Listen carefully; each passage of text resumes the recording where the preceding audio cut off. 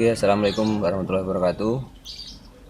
Kita lanjutkan kuliah elektronika dasar untuk rangkaian Norton, rangkaian ekuivalen Norton. Nah, ini ya, another method of simplifying circuit in Norton equivalent method. Terus konversinya nanti adalah pada IN sama RN. Kalau kita lihat rangkaian ekuivalennya, perbedaannya dengan Thevenin, ini Thevenin dan yang ini Norton. Pada Norton tidak ada lagi sumber tegangan, yang ada adalah sumber arus. IN sumber arus Norton sama RN. Ya, bedanya ini berbasis sumber tegangan, yang sini Norton berbasis sumber arus. Norton berbasis sumber arus, Thevenin berbasis sumber tegangan. Oke, contohnya kita lihat.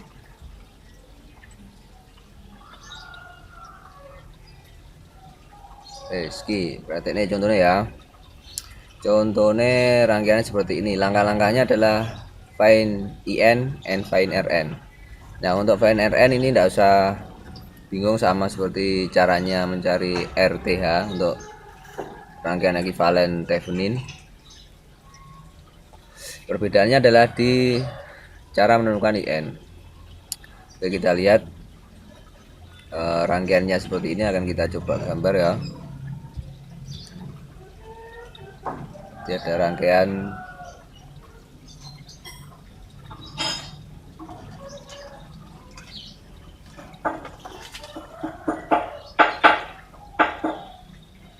ini adalah posisi beban yang sudah dilepas.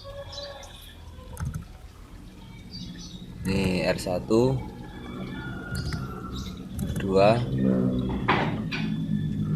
R3 5 ohm 10 10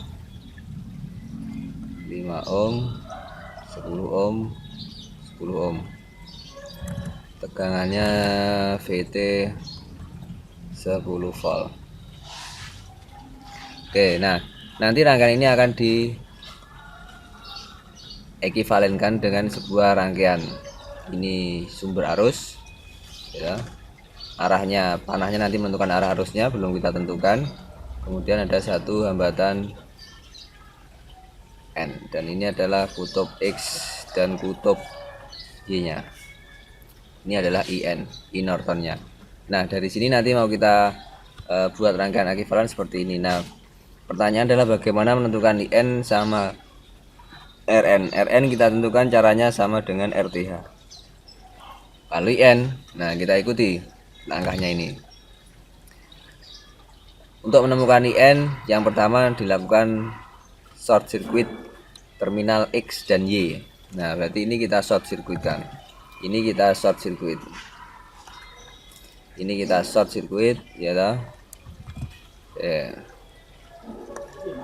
Ini kita short circuit ya. Ini kita short circuit. Langkah pertama ini calculate the current that flow from the source when the load resistance is equal to 0. Di short circuit, maksudnya di short circuit ini berarti tidak ada hambatan, atau R-nya itu sama dengan 0 ohm. Tidak ada hambatan, dianggap tidak ada hambatan. Meskipun secara realnya ada hambatan yang sangat kecil pada kawat. Label the direction flow from the source. Nah, ini kita menentukan di mana arah arusnya yang mengalir pada X dan Y.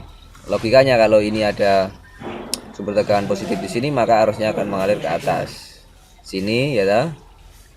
Kemudian di sini berarti arahnya adalah ke bawah. Oke, berarti IN-nya nanti akan ke bawah. Ini IN ya, IN-nya.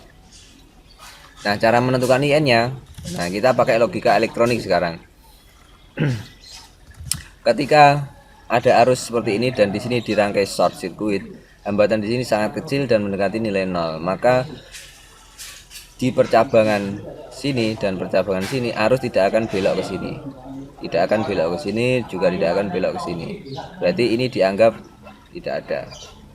Akhirnya rangkaian ekuivalennya ketika itu di short circuit, maka tinggal seperti ini saja. Ini X dan ini Y. Ya, ini VT. ini R1 yang nilainya 5 ohm. Nah, dari sini sama tentukan saja nilainya I yang lewat sini, kan gampang. Tinggal gimana? Pakai hukum ohm. IN berarti V T per R yang ada di sini, R1 saja. R2 dan R3 dianggap tidak ada karena dia tidak akan dilewati arus listrik. Semua arus listrik akan dialihkan ke short circuit sini. Ya, berarti tinggal ketemu 10 per 5, 2 ampere. Oke, berarti IN-nya sudah ketemu 2 ampere.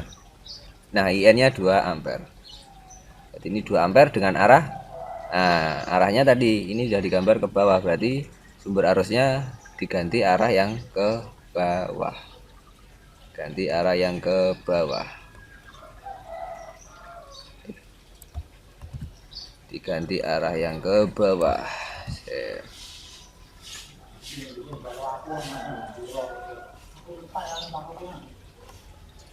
Diganti arah yang ke bawah. Jaraknya ke bawah. Nah, ya, sekarang kita cari berapakah nilai Rn-nya. Caranya sama dengan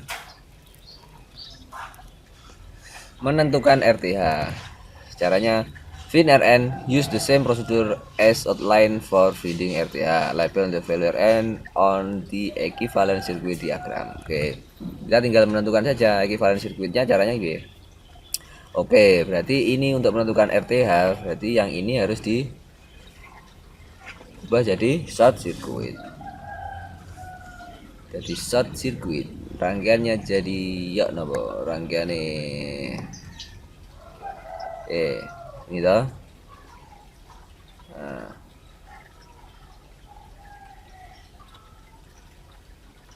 X Y.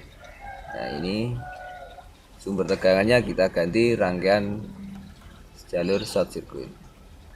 Berarti di sini ada R1, ada 2, ada R3. Oke, berarti R N-nya, R antara X dan Y-nya ini berarti kita coba alirkan ke sini, arusnya ini percabangan, ini juga percabangan, ketemu di satu titik. Jadi ketiganya paralel. 1 per Rn sama dengan 1 per R1, 1 per R3. Jadi apa? 1 per Rn sama dengan 1 per 5 plus 1 per 10 plus 1 per 10. Tunggu berapa? 224.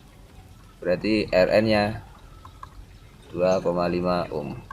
Oke, berarti ini sudah ketemu 2,5 ohm. Nah, rangkaian ekivalennya jadi seperti ini.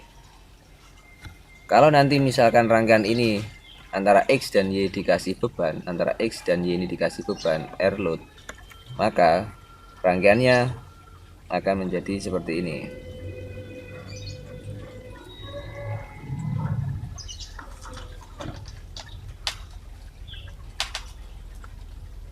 Dikasih R load. Ini adalah Rn, ini adalah IN. Oke, untuk menentukan I beban, ketika sudah ada bebannya, berapa arus yang mengalir pada beban ini, maka dicari dengan bersamaan ini. IL sama dengan IN dikali ya Pak? Iya, Rn per Rn plus R. Ini untuk mencari I bebannya nanti. Jadi I bebannya ini tadi akan dibagi Rn sama RL, berbanding terbalik. Gampang loh? Oke. Ini adalah rangkaian ekivalen Norton. Oke.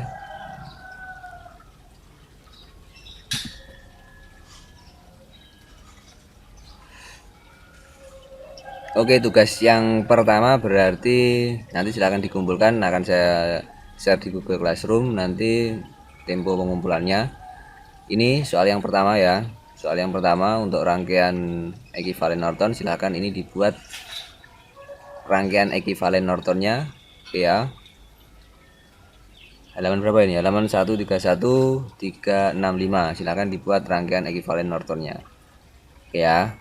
Oke, nanti akan saya share juga untuk beberapa contoh yang sudah ada di tutorial YouTube untuk analisis rangkaian Thevenin sama Norton yang lebih dalam. Oke ya. Assalamualaikum warahmatullahi wabarakatuh.